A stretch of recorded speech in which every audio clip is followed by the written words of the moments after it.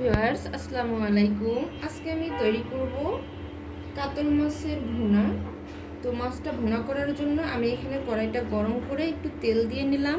আমি আগে থেকেই মাছটা একটু লবণ, হলুদ এবং লেবুর রস দিয়ে মেখে রেখেছি।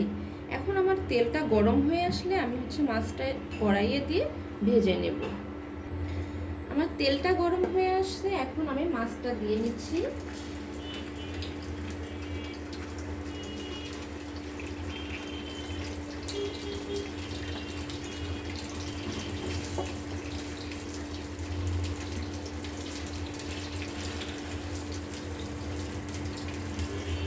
এখানে আমি 6 পিস মাছ নিয়েছি, এটা আমি রান্না করব।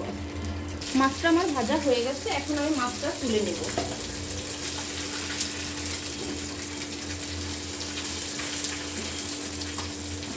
এভাবে আমি মাছটা তুলে নেওয়ার পরে আমি মশলা এখন তৈরি করব।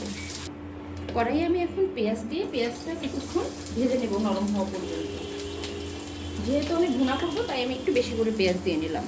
পেঁয়াজটা আমার নরম হয়ে আসছে, এখন আমি হাফ চামচের মতো আদা রসুন পেস্ট দিয়ে নিলাম। এখন আমি কিছুক্ষণ নেড়ে নেব।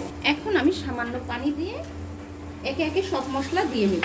প্রথমে আমি দিয়ে নিলাম ধনিয়া গুঁড়া, এরপর পরিমাণ মতো লবণ, হলুদ গুঁড়া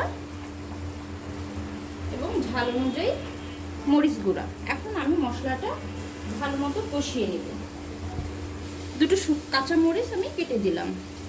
মশলাটা এখন আমি 5 মিনিট সময় নিয়ে কষিয়ে নিব।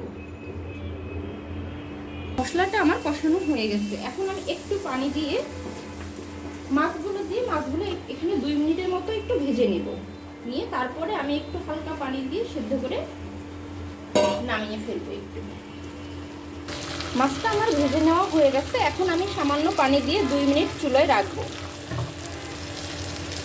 যেহেতু আমি এটা ভুনা করব তাই কোনো প্রকার ঝোল আমি রাখবো না। এখানে আমি এখন একটু টালা জিরে গুঁড়া এবং কিছু ধনিয়া পাতা দিয়ে মাছটা আমি নামিয়ে ফেলবো। তো এইভাবেই কাতলা মাছের ভুনা করলে অসাধারণ লাগে খেতে। আর এই মাছটা বেশি ঝোল রাখলে আসলে মজা লাগে না, এই জন্যই আমরা ভুনা ভুনা করে রান্না করি। আমি প্রায় রান্না করি ভুনা করে। তো এই ছিল আজকের রান্না। আজকে এ পর্যন্তই। আল্লাহ হাফেজ, সবাই ভালো থাকবেন।